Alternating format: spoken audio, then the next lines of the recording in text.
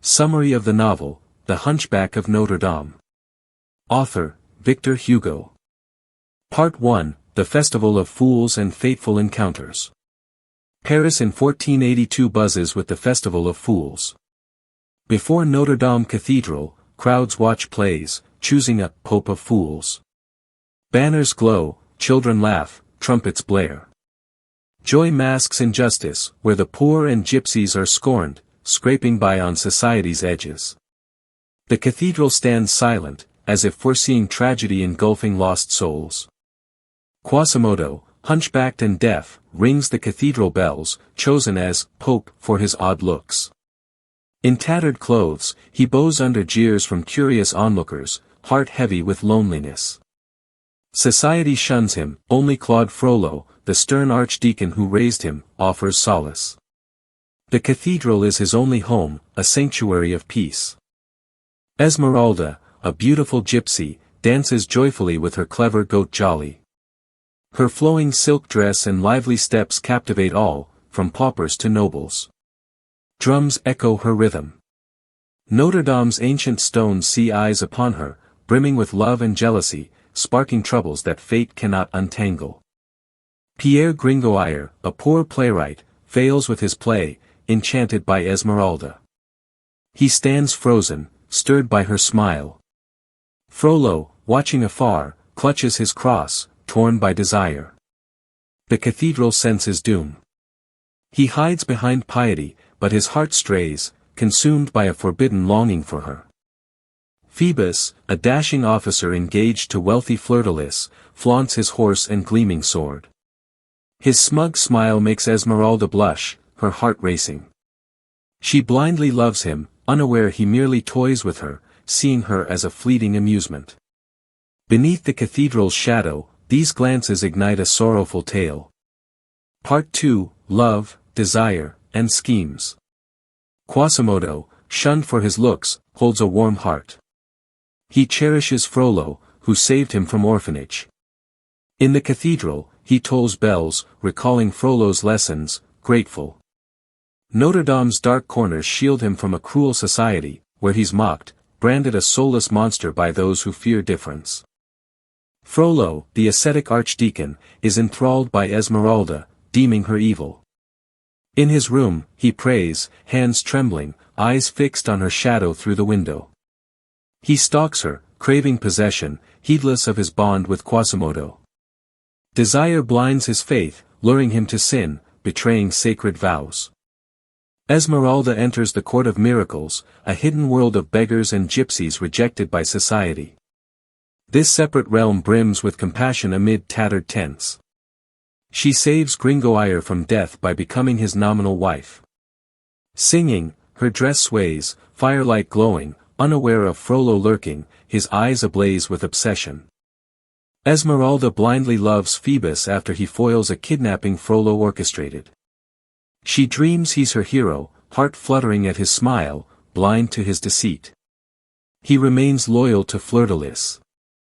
At a tavern, Phoebus mocks her, boasting, ignoring his fiancée's promises, leaving Esmeralda lost in a hopeless fantasy. Gringoire loves Esmeralda, but she ignores him. He wanders, penning poems under moonlight, heart aching. A poor artist, he's powerless against harsh reality, where dreams shatter. Notre Dame sees the chasm between rich and poor, hearts astray in love, spiraling toward a tragedy that cannot be undone. Part 3, Tragedy and Trial.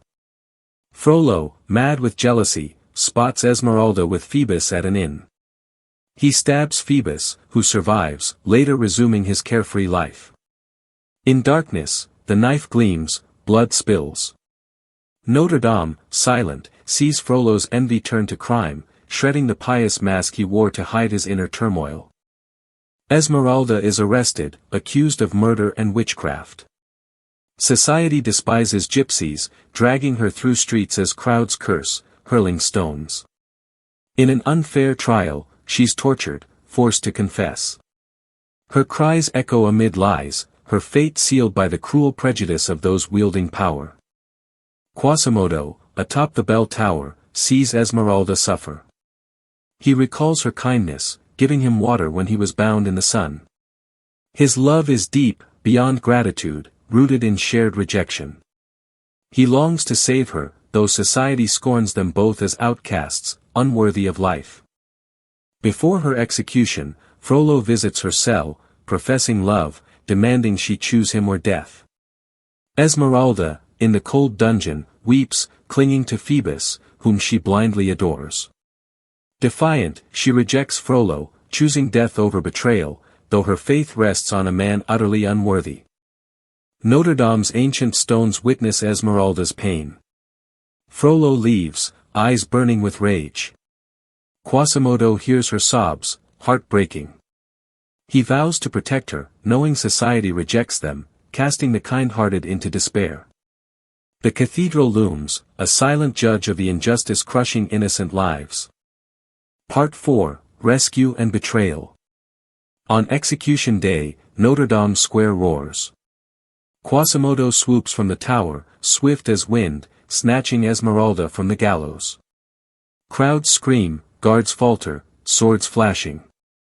He carries her to the cathedral, the sole sanctuary. Notre-Dame offers faint hope in a world rife with injustice and prejudice. Quasimodo tends Esmeralda, bringing water, bread, laying her on straw. He loves her deeply, expecting no return. Watching her sleep, he feels joy protecting her, the only one kind to him. Her smile is his light, piercing the darkness of a life shunned for his deformity. Esmeralda thanks Quasimodo, yet pines for Phoebus, blindly loving a traitor. She misses his true devotion, lost in dreams of a false smile. Notre-Dame's vast arches shelter them from a ruthless society, where gypsies and hunchbacks are reviled, forever chased away. The Court of Miracles outcasts, led by Clopin, storm the cathedral to save Esmeralda. Torches blaze, knives gleam, they chant her name.